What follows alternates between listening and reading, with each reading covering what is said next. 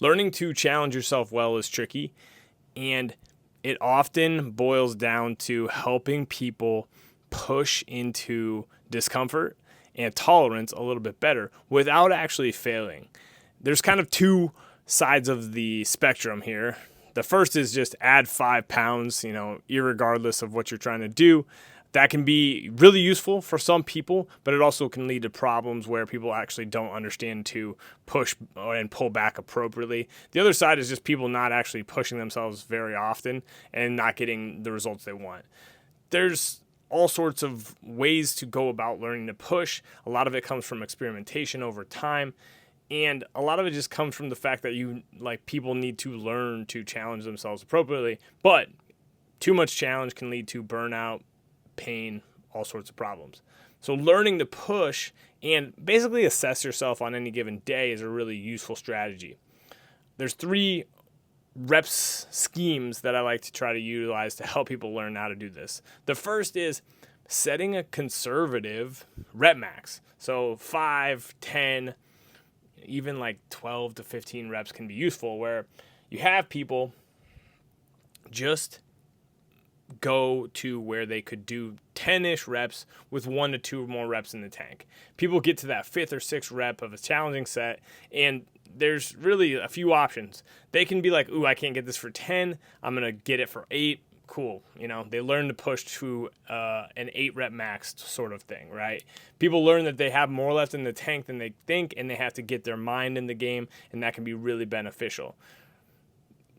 People push past 12 reps and they understand oh yeah, I had more in the tank and I need to push myself on a regular basis. There's a lot of utility in just having people push rep maxes that are further away from failure than 1, 2, or 3 reps. It also allows people to just do some good work and learn to manage their mind when things get challenging.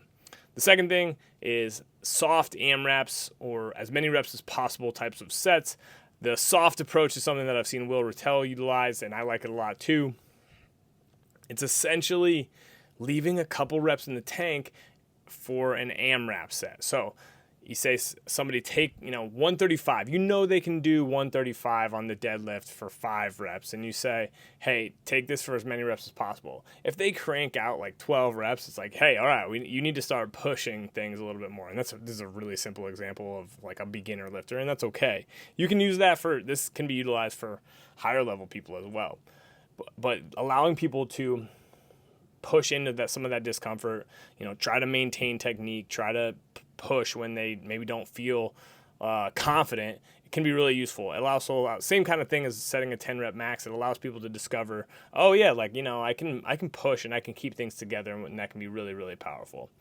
The third way to do this is to just program rep ranges on a regular basis.